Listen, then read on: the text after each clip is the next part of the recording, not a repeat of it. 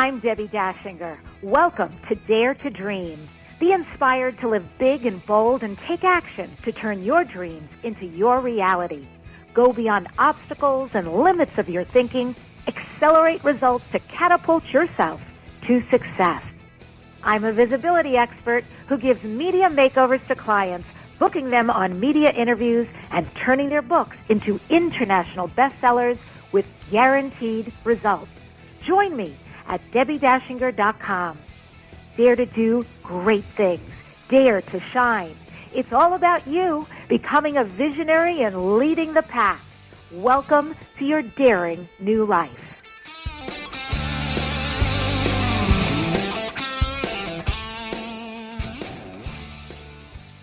Welcome back to Dare to Dream. This is Debbi Dachinger. I'm so excited to welcome Joan-and-Anne-Watts to the show. Joan grew up in the U.S. and England and studied Japanese ink painting in Japan, and her art has won awards in juried shows and hangs in many private collections. And in addition to her art career, Joan spent 25 years as a successful fundraiser in the non-profit world. She retired in the 50s. She moved to beautiful Montana, where for 20 years she was an occasional fishing guide and operated a bed and breakfast that catered to fly fishers from around the world. Most of her life decisions have been influenced by her father, Esalen Watts. Her sister, Anne Watts, is also here. Her philosophies were also strongly shaped by her experience as the daughter of Esalen Watts. Anne is a certified hypnotherapist and an educator and counselor in the areas of human sexuality, sexual abuse, family stress, self-esteem, healing the inner child, and financial and aging issues. And since 1985, Anne has facilitated work she's deeply passionate about through hundreds of workshops all around the world with the Human Awareness Institute. She's also a regular faculty member at Esalen Institute. You can find Anne's work online at joan-and-anne-watts.com. Anne, Joan, welcome to Dare to Dream. It's terrific to have you today. Thank you very much for having us. I'm looking forward to talking about your new book, The Collected Letters of Esalen Watts. Fascinating, really. And Joan and Anne, it seems unthinkable that somebody might not know your famous father. But for argument's sake, let's just say that there are millennials listening to the show and they have no context for the name Esalen Watts. How do you describe who your father was? Well, interestingly, there are a lot of millennials that are finding him on YouTube, his lectures and so on. And it's amazing finding young people who have come up to me and said, "Oh, your father has touched my life. I started reading his books when I was 12 years old." That's, to me, just amazing when somebody will say that. I think it's important that these young people do start viewing him and reading his work, simply because of the times we're in, which regrettably somewhat reflect the times he was in back 50 years ago.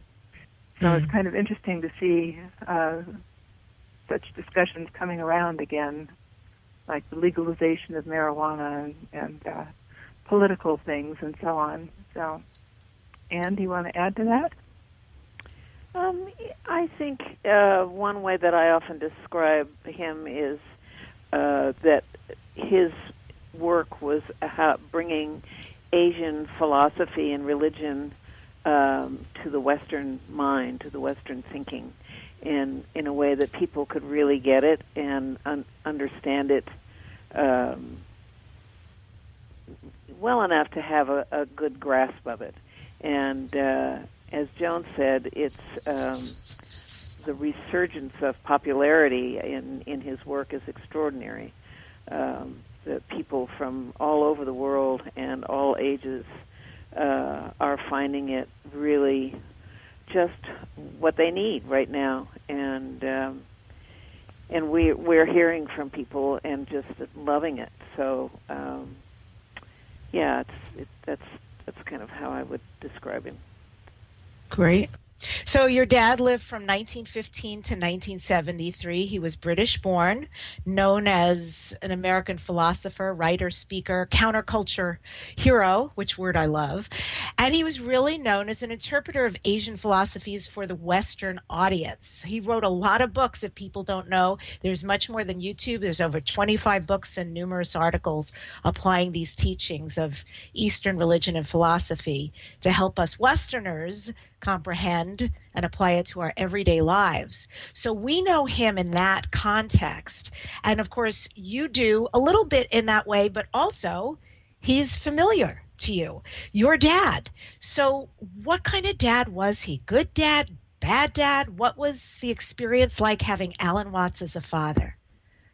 For me, I had a different experience in some ways than Joan did, because I was born 4 years later than she was, and while she was born when our parents were really just madly in love with each other, by the time I came along, the bloom had worn off, and they were not so happy with each other. So first of all, I was not a wanted child, and then I experienced a lot of my mother taking her unhappiness out on me. And as far as how Alan was, when he was around, he was a pure delight to be with. I absolutely loved being with him. I felt loved, cared for, wanted by him. He would play. He would draw with us. He, encouraged us in our full expression. He loved to sing. He loved to dance.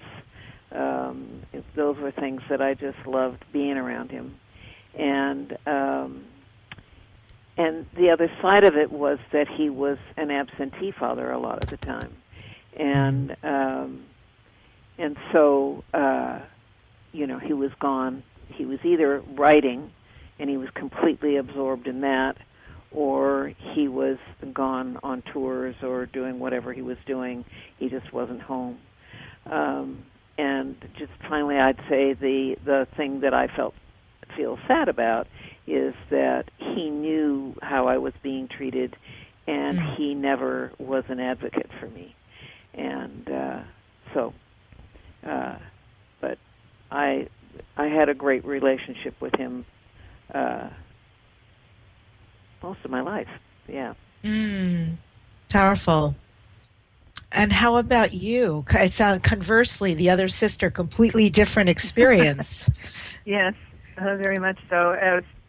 As one would read in especially his early letters, he spent a lot of time talking about me and my development and so on, and almost to the point that I felt embarrassed with my sister as we went through his letters, deciding which ones we would publish and so on.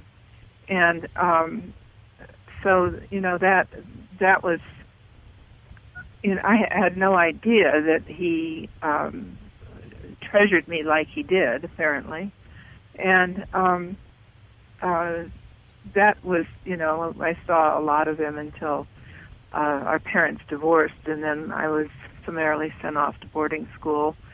And so for the next 10 years probably of my life, I saw very little of him, just on vacations and so on. And from there I proceeded to live in Japan, and I got married and lived in the Midwest while he was living in California. And so the only times that I really saw him was when I could get him to come visit, usually by setting up a lecture appointments for him or something of that nature.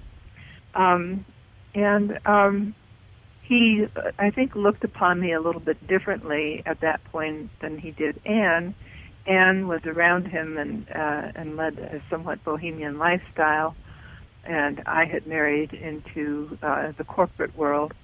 and was the hostess, was the mostest, doing dinner parties and so on for corporate people and that kind of thing. So he kind of, while he felt that I was still obviously kind of on the edge of all that, I think he didn't understand it as well as he understood Anne's lifestyle. And so, Anne, how did you, guys, women, how did you discover the letters? How did these letters become the premise of the book that you've helped to edit? And what was the process that led you to finding these letters? Well, this is the question that I most often give over to Joan, because she was the one that was around at the time when our stepmother died, and we inherited all these letters. So I'll turn it over to Joan to continue that response. Okay. Well, so our stepmother, Alan's widow, and his third wife, died in 1994, some 20 years after he had died. And we ended up with the copyright to most of his literary books that had been published by the time he died, and also the letters and papers and so on that had been held by the widow for so many years. And it came kind of as quite a mess. The files had been damaged by floodwaters in a storage place and so on, and so I had to hire somebody to help us go through and kind of sort out what was still readable and what wasn't, and what was important to keep and so on. And then I moved to Montana, and they sat in two big legal file drawers until I retired from doing my bed and breakfast for fly fishermen and all of that in 2015, I guess it was. And I started looking at things. I mean, I'd noticed occasionally when I'd have to go in to find something for a publisher, or, tax reasons or whatever. And I would read letters occasionally. And one file I opened one time was filed with Timothy Leary, correspondence with Timothy Leary. And we, of course, were also involved with New World Library because they were republishing some of his out-of-print books and doing a really nice job of it. And we were meeting with him about a book that was about to come out, and I mentioned that we had letters, and the executive editor there kind of jumped on that and said, well, we really ought to look at that, and maybe we should publish them. And we said we thought that was a great idea. And so 2.5 years later, we presented him with a manuscript, double the size that we signed a contract for. And he said, well, we might have to cut some of this out. And we said, well, good luck. Mm-hmm. And I think we cut out 3 letters. Wow. And so we went ahead and published that book that weighs 2.5 pounds and has some 600 pages in it. So that was how that came about, and it was fairly arduous because he was wrote a lot of letters, and in his day he typed mostly, and he made carbon copies of most of his letters, with the exception of the letters to his parents, which he didn't make carbon copies of, but which his parents saved every letter he wrote from the time he went away to school until I think it was about 1968. He was working on his autobiography, and I think that my grandfather sent the letters to him for a reference so he could write that. And then after 68, we don't have copies of his correspondence with his father, who actually died a year after he did. So But that's how that came about. It was quite an experience reading all those letters and going through all that. And of course, they all had to be transcribed into Word documents. We had to scan everything and then edit them and so on. So. I think it's amazing. I've got the book in front of me to have such an intimate insight into somebody's life through what they wrote to somebody else, thinking it's private communication. And I really appreciated that aspect of this book, this, unveiling, unfolding of somebody that we've heard so much about. And I'm curious for you, did you learn anything reading these letters? Anything that was new information, anything that was surprising for you to learn about Alan Watts, your father? I would say, first of all, I was totally gobsmacked by his brilliance. I'd be reading these letters, and then I'd look at the date. I'd think, how old was he when he wrote this? And in his early 20s, there's a letter he wrote to Carl Jung, and he'd just been to a lecture that Carl Jung gave, and he felt that Carl was missing some information.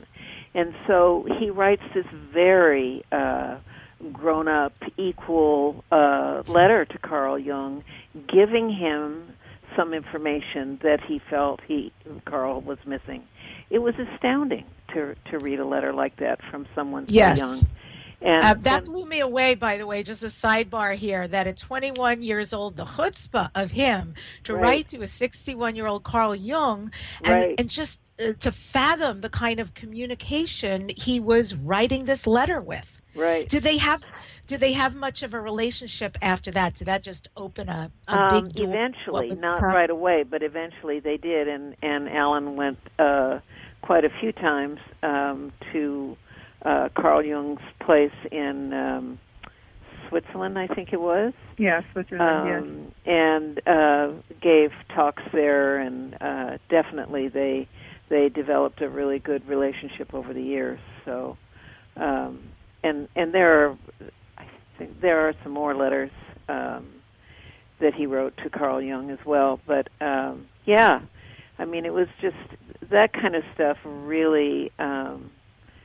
I just had I knew he was a brilliant man, but reading the letters gave me a whole new appreciation for that. I was struck by his kindness. He's incredibly kind in his letters, and the amount of time and thoughtfulness that he would pour out to people he hadn't even met.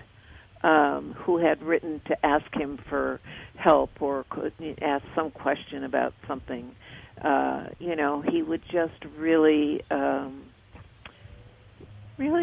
pour out to them and in such a kind and caring way. It was really beautiful. On a personal note, I discovered that all my thoughts about my childhood and what I actually experienced were confirmed in the letters. And I have this experience that our memories don't always serve us. Right. And, we don't remember things as accurately as we think we do. And so I've always held that, what I think happened when I was a child might not exactly be what happened, but his letters exactly confirmed what I believed, and so that was an interesting experience for me on a personal note. There's also a situation being born with the name, right? Choosing a name, not having a name, referring to the child as it. Oh, right. Oh, that was me, yes. She had a name when I was born. Well, that was interesting because, obviously, both my mother and father were very young in their, my mother was 18 and my father was, 21 maybe, if that. And neither of them had brothers or sisters. And my father had been brought up by very loving parents, and my mother had been brought up by very distant parents that she was basically raised by governesses and so on. So they came from different places into parenthood. And so, I'm sure suddenly finding this writhing little human being, you don't know exactly, I suppose. He had absolutely no idea how to handle a child, and they just had to learn by experience. And I thought it was kind of interesting that he was so fascinated with my development because he'd, of course, not experienced that through a sibling or through cousins or whatever. And then choosing my name, that was of the time, and there are several instances throughout the book, the early part of the book, I should say, where because of the political climate, my name, they wanted to give me a middle name, but they couldn't settle on it because my mother's name was Ruth, and she didn't like that, and my mother's grandmother, well, let's see, it was Alan. Oh, it was either going to be my mother's middle name, which was Eleanor, or her first name rather, or my grandmother, my father's mother's name, which was Emily. But my initials would be J-E-W, which right. was in their consideration unfortunate. And at that time, it was just as the Second World War was gearing up, and the Nazi regime was offing Jews everywhere, and there was a great influx into New York City of Jews, and I guess certain classes at that time felt that they were rather a boisterous lot, and so I think some of that, my father's feelings were reflected by his mother-in-law too. Mm-hmm. Excuse me. Well, we're going to take a break, and when we come back, we'll be diving a bit more into the book, The Collected Letters, as well as why Alan had a predilection for this particular philosophy and religion, how it impacted his children, and much more about some fascinating commentaries. You're listening to Dare to Dream Radio. Join me after the show on Facebook at Dare to Dream Radio and TV. We'll be right back.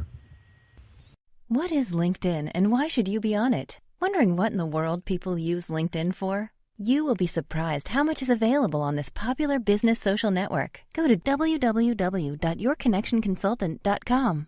Did you know that 64% of all social media traffic to websites is driven by LinkedIn? Rhonda Scher, known as the LinkedIn Diva, will explain how to double your business using LinkedIn. Don't be left out. Learn how to leverage LinkedIn today. Rhonda Scher, the LinkedIn expert, is your connection consultant at www.yourconnectionconsultant.com. Tell the world about your product or business. Advertise on Dare to Dream Radio. The award-winning program is syndicated on over 60 stations, has a big following, and large listenership. If you're ready to expand your reach, become a sponsor or advertiser on Dare to Dream Radio. Best rates, great results. Email ads@DebbiDachinger.com. That's ads@DebbiDachinger.com. Debbi Dachinger's Radio Interview Mastery Program is a unique branded system that works. MediaMasteryRadio.com puts you on a fast track to grow your business and easily book interviews. Learn how at MediaMasteryRadio.com. Debbi is fiercely committed to guiding entrepreneurs, authors, speakers, healers, and business people. Learn how to leverage your radio appearances to grow your business and increase your visibility at MediaMasteryRadio.com. Listen, do you hear that? It's the sound of your life running smoothly. A big part of harmony has to do with your thoughts. Are your issues ruining your life? Debbi Dachinger is a certified bars facilitator who uses energy clearings on clients for healing, creativity, aging, sleep, money, and more. In a bars session, you will begin clearing away issues and allow harmony and change. Book your bars session at www.DebbiDachinger.com. Welcome back to Dare to Dream. Debbi Dachinger, and I'm interviewing Joan and Anne Watts. Their book is called The Collected Letters of Esalen Watts. Watts was one of the first to interpret Eastern wisdom for a Western audience, and the book is published by New World Library. So, Anne, Joan, in your book, The Collected Letters, it's clear, you mentioned this a little earlier, for me as a reader, very clear through Alan's letters, that by 17, there was a lot going on, very confident. It's brazen. He leaves school. He becomes a writer and an editor for the Journal of the Buddhist Lodge. He publishes a booklet on Zen, all by 17. And from reading his letters, for you editing and publishing this new book, what kind of person was Alan to be so persistent in foregoing traditional education in order to follow this path at such a young age? Anne, do you want to take that? Well, I'll take a stab at it. I think, the fact that he was so brilliant, I think he got very bored with traditional education fairly quickly. And one of his good friends at boarding school came from a very wealthy family, and they took him to Paris when he was a teen, and this Aleister Crowley was the name of the father, and he treated our dad as if he were an equal, as if he were an adult, and taught him about smoking cigars and good food, and this man had in his home a library that Alan just fell in love with, and so like a lot of his preferred reading came from that library. And so he developed an early sophistication, and where he developed a taste for good food, gourmet type food, which was a passion of his entire life. I think that had a huge influence. The other thing is our grandmother, his mother, taught at a school that was for the daughters of missionaries. And the missionaries would go off to Asia and do their teaching, and they would come back and bring gifts of things like Ming vases and that kind of thing, and give them to Alan's mother. And he fell in love with those. Like, he would look at those, and the artist in him, because he was also an artist, the artist in him delighted in those drawings. And that, I think, had another influence on him about things Asian. So that's some of my thoughts about it. Maybe, Joan, how about you? Mm. Yeah, I think, what was evident as a young person, he was, somehow he just was brilliant. I was totally amazed at his, how scholarly he was about things and how he could absorb knowledge so easily. When he entered seminary, he learned Latin and Greek and, excelled in those subjects. And he just had this thirst, brilliance of his mind. And aside from going to Europe, he was beginning to associate with people through the Buddhist Society. He was associating with people like D.T. Suzuki and a number of other religious types of people, theosophists and so on, that were involved with the Buddhist Institute or the Buddhist Society. And so he was around adults that had a great deal of knowledge and that he respected and learned from them. And then his fascination with reading. He spent a lot of time at a bookstore in London where he found books on Asia and so on that were fascinating to him. It's actually where he discovered the the Buddhist Society, there was a pamphlet stuck in one of the books. And so he immediately became a member and then presented them with his little book on Zen. And they immediately contacted him to come speak and were astonished that he was, I think he was, 17 years old at that time, if that. Mm-hmm. And they had expected, of course, somebody much older. So, he just gained that kind of wisdom, and it was kind of like he was an old soul that, perhaps has come back a few times, and, it just mm-hmm. comes back with more knowledge every time, and there he is with this incredible thirst for knowledge. As he got older, he got interested in other things and would learn about them. And I think one of the more interesting things was towards his death, he had become involved in quantum physics and was fascinated with that as it related to the universe and so on. So.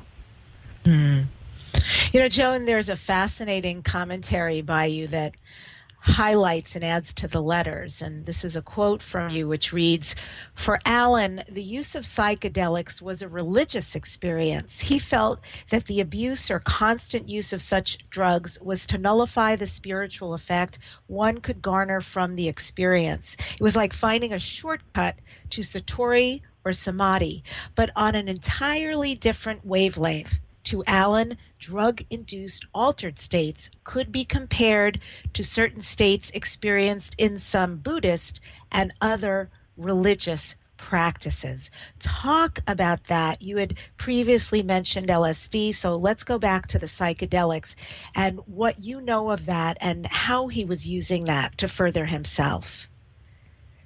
Well, I think I think it was around the mid-50s he started becoming involved in that through Aldous Huxley. And he basically was fascinated with how it affected the mind, and like mescaline and other substances as well. I think that he, in particular, wanted to see what it did in terms of expanding your experience of the world.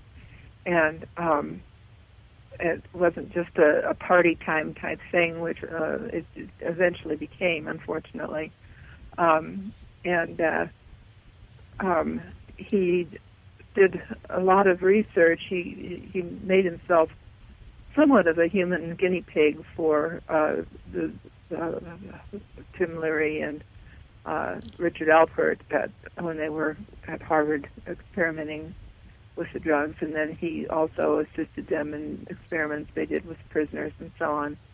And it's interesting because I just read an article recently where they're again beginning to look at LSD for treatment of psychiatric patients and so on. Yes. Which I think is fascinating. It's like the idea has come full circle again. So. Yeah. And he really wanted not to make it illegal, but to be carefully used. So. And what kind of discoveries did he make using that? Was there anything that was really a departure from where he had been before that created this big opening because of his experiences? And you... I can't come up with an answer to that immediately. I'd have to think about it. Well, one of the things I think that it did help him to do, I think it expanded his sense of the connectedness of all that is. Mm-hmm. I think that was one of the effects of it, and I think another effect of it was in lightening up. It was in that era that he was residing in California. He was making new friends through the Asian Academy of American Studies, and he was beginning to loosen up more and lighten up. And I do think that the psychedelics were a part of all of that. And the names that have been mentioned so far and also are mentioned in the book, Timothy Leary, Joseph Campbell, Henry Miller, Gary Snyder, Aldous Huxley. What are those relationships? What is that matrix going on with Alan Watts? Well, I think they were all kindred souls, so to speak. They all were sort of pursuing, I don't know what I would call it, higher thought or expansive thought. I think another person that would be involved in that would have been John Lilly, the man that did a lot of experiments with dolphins.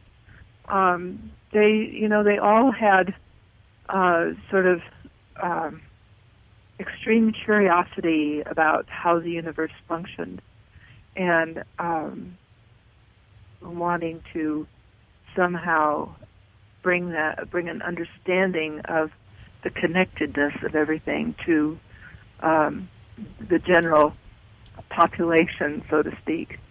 That's kind of my feeling about it. I don't know, Anne, do you have something to add to that? No, I think you've answered it really well. When we come back, we'll be talking about some possible misconceptions that people have had about Alan Watts and getting those straightened out, and also his philosophies and more. And if you want to be a published author, you can apply to write a chapter in the new anthology book called I Am Still Here, Turning Trials into Transformation. There are author spots, 25 of them available, and the authors will be featured in the book. You can go to debbid.net/anthology. The compilation book will receive global distribution and will be launched to guaranteed international bestseller. Again, if interested to become a published author this year, go to debbid.net/anthology. I'll be right back. What would you say if I told you that you could change your life in only 1 hour and all while lying down relaxing? Thousands of people all over the world have. What am I talking about? It's called Access Consciousness, the bars. The bars is an energetic body process that contains 32 different points on your head that, when run, assist you in releasing decisions about any area of your life that you have made solid and as a result cannot change. The bars is the first class in Access Consciousness, a dynamic set of tools and information designed to transform any area of your life. When you have a bar session, the worst that can happen is you feel like you had a fantastic massage. The best thing that can happen is your whole life could change. Go to accessconsciousness.com today to find a facilitator to schedule a private session or to find a bars class in your area. Are you willing to give yourself an hour to change your life? Do you have a published book that never reached its bestseller potential? Are you working on a book or ebook you hope to publish soon? Do you have a book locked inside, waiting to release your message to the world? Go to mybestsellerbook.com. My Bestseller Book will launch your book to a guaranteed bestseller status. Learn more at mybestsellerbook.com. Are you suffering from headaches, backaches, joint or muscle pain that's hurting your work performance? Todd Nelson is a naturopath who for 36 years has helped employees, executives, and entrepreneurs alleviate the chronic pain that kills their work performance naturally, without depending on dangerous medications. In Todd's new report, No Pain Equals More Gain, he shares 6 major steps you can take today to start reducing pain and increasing performance. You can get this free report right now by going to nopainmoregain.net. That's nopainmoregain.net. Stop letting pain get in the way of your peak performance at work. Learn how to start working and living pain-free naturally right now at nopainmoregain.net. You've had enough of seeking for your purpose. You are ready to start living it. Right now, you only need one answer. What realizing your life's purpose will look like. How exactly will you do that? You don't want to make another mistake, change careers, only to feel trapped and bored again. You want to absolutely know what your special gift is, and who you are meant to serve with your gift. Great business ideas are just that. They are aligned with your true essence and make a profound difference in somebody else's life. Get your free Activate Your Life's Purpose call with Lyra Kay, an international best-selling author, quantum success business, life coach, and your creative genius activator. Lyra Kay will help you take the next step today so you can make an impact and realize your potential now. Book your call at shesgotpassion.com. Welcome back. I'm speaking with Joan and Anne Watts, daughters of Alan and editors of the Collected Letters of Alan Watts.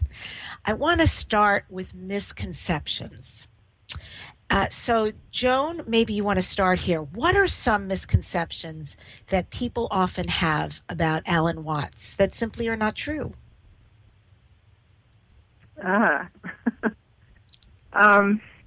Boy. That's a tough one. Now, I don't know why you picked me. Did I say something in the book that would lead you to believe that? I'm just always curious when someone is that in the public eye and that known for their personality, and I've read transcripts of his interviews, and I mean, fascinating guy, some of his conversations about God and your God and, funny and interesting and deep and all of that. But people have a tendency to put labels or ideas on someone who's famous that may not actually be accurate. So I'm curious, because you knew him intimately and then even more so through the letters, that things that people may have said to you about him or written about him or thought about him, were they true? Was there anything that's been off that, like, you've got a microphone and you can actually correct right now? Well, I think one of the things that came out a fair amount was that he was a womanizer, and to some extent that was true, but on the other hand, it was kind of laid on him in the sense that there were certain types of women that absolutely adored him and would just kind of lay themselves at his feet, and that, for him, growing up, he always felt that he never got pretty girls and he was awkward around them and so on. And so, as he matured, he found that he could be very charming with women, and women absolutely adored that. And I think that I felt like it wasn't entirely fair to label him that so much. Obviously he was married 3 times and had a couple of mistresses, and one that we didn't even find out about until we started working on the book. With the Me Too movement now, it's really hard to quantify that or qualify it in any logical sense at this point, other than I think that any of his liaisons were strictly mutual, and he wrote a bit about that in his autobiography, about how he felt about marriage, open marriage, and loving other people. And to him, it wasn't something where you put a notch on your belt. It was something where you had a mutual attraction with somebody on perhaps even a philosophical level, and that it would lead to a more intimate relationship. So it's that I think that was probably one of the more scathing opinions of him that was out there. I felt like watching it, as I did very closely, because I had that opportunity. I saw it differently than being a womanizer. Yes. Alan Watts talks about Buddhism, mindfulness, meditation, and how to live a fulfilling life. Anne, what do you think stands out the most in regards to Anne's philosophies on love and life and happiness? What was something that you thought was really key? You're saying that kind of like how were my philosophies shaped by what Alan talked about? Well, I'm curious first about his philosophies and what you thought was key about life, love, happiness. Well, I mean, I think I spoke to it earlier about his belief of everything being connected, and so I think that's a big part of it.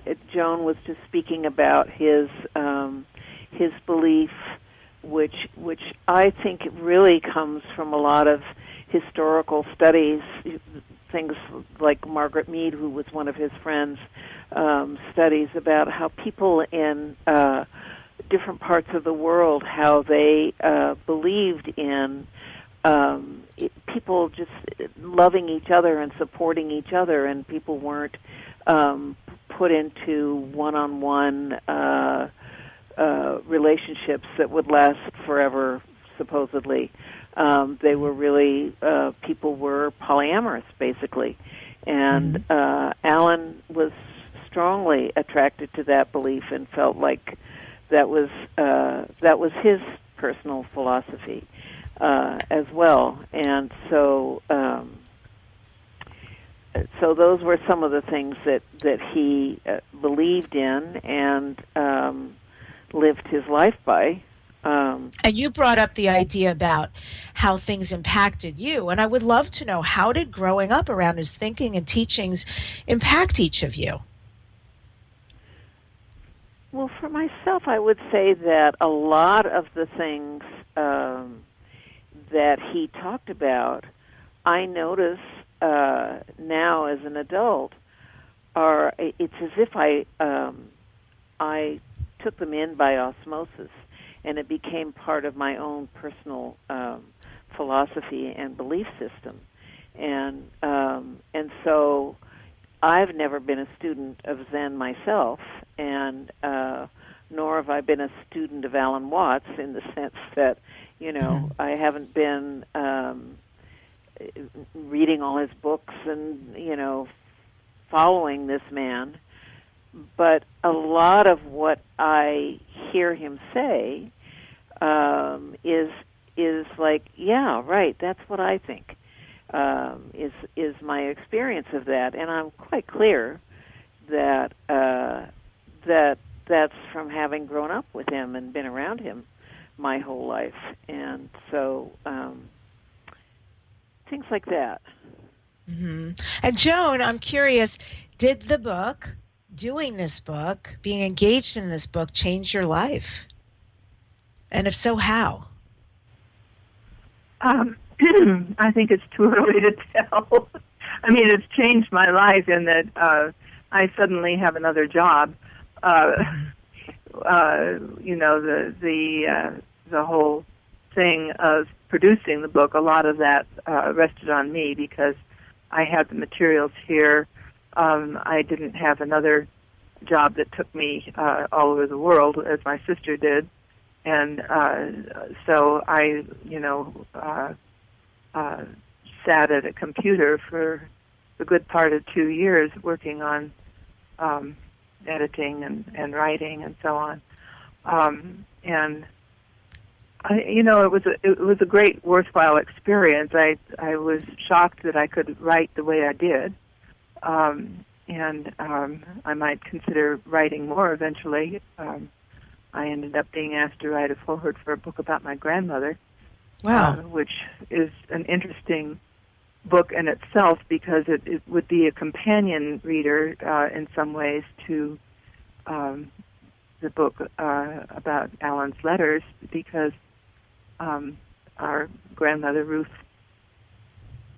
We may have lost her there real quick. I'm not hearing. But I want to ask you guys this, you women this, if I may, because this is something I ask all my guests, and so I ask you as well. This is Dare to Dream. You've just done this amazing and beautiful book, and now you're sharing that you're writing a next book about your grandmother. What do you next dare to dream? What are your future dreams and goals that you'd like to see come to fruition? Anne, let's start with you.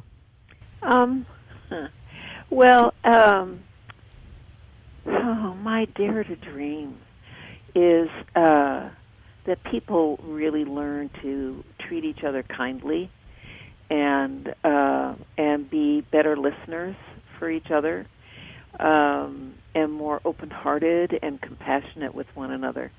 And so the work that I do through the Human Awareness Institute is really very focused on that kind of thing. So it's like I devote my life to helping people to treat themselves and the people they interact with in a more loving and respectful, kind way. And so that's really my passion.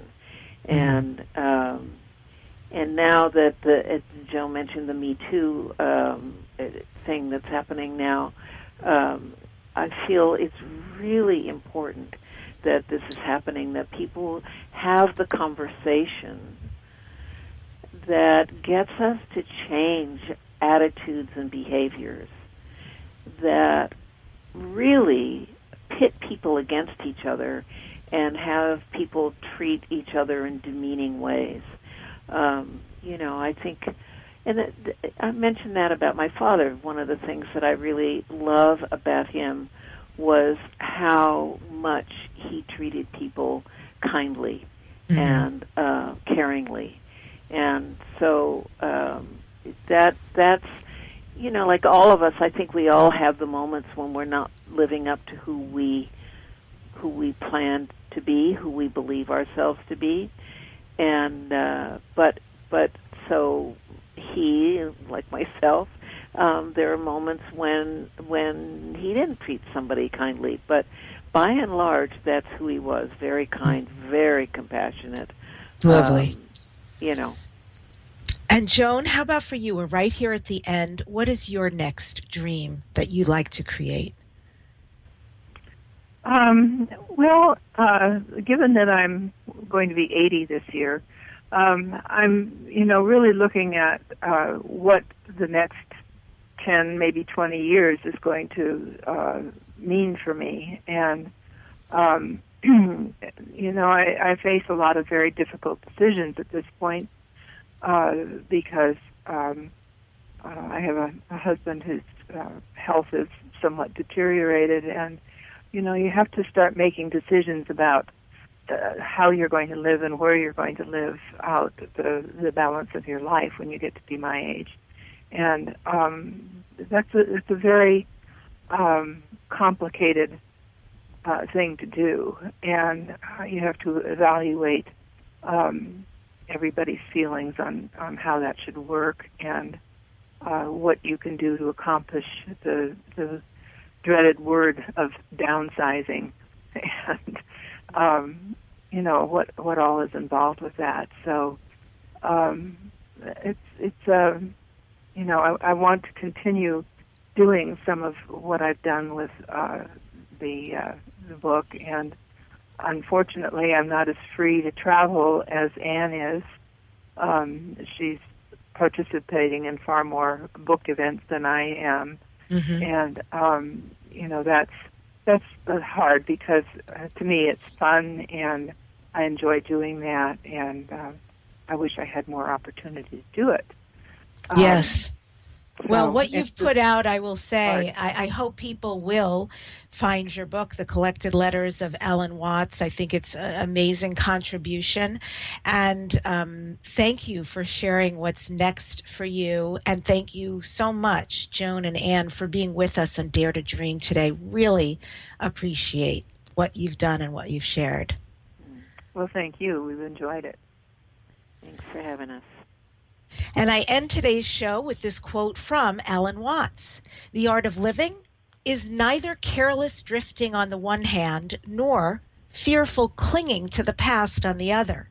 It consists in being sensitive to each moment, in regarding it as utterly new and unique, in having the mind open and wholly receptive.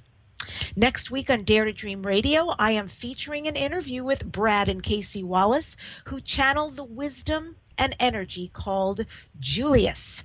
You can subscribe to my inspirational YouTube videos at youtube.com/DebOnTheRadio. And if it is your time to become a best-selling author or time to get booked on radio and get big results, just email me at bestseller@DebbiDachinger.com or go to mybestsellerbook.com. Get your business offerings and media appearances and book where they ought to be, bestseller status. Thank you so much for joining me on Dare to Dream today.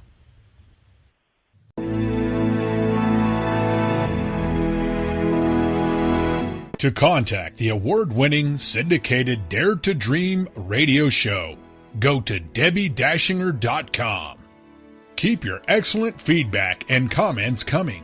Your host, Debbi Dachinger, is an expert at goal achievement, a media personality, an international best-selling author, and a keynote speaker. Debbi leads high-quality teleseminars on how to achieve goals, how to be a self-published best-selling author, and how to get booked on radio. All classes are at DebbiDachinger.com. Debbi's best-selling books are Dare to Dream, This Life Counts, sold on Amazon, and her second book, Wisdom to Success, The Secrets to Accomplish All Your Dreams, sold online at all bookstores. Tune in again to hear the next inspiring interview guest who has turned their vision into a successful reality. Want more support in making your dreams come true? Go to DebbiDachinger.com. That's www.DebbiDachinger.com. You'll see videos, MP3s, archived interviews, and amazing products sharing the secret steps to making your dreams come true. Remember to dream big with every expectation that your dream will become real. Dreams are free, so free your dreams. What do you dare to dream?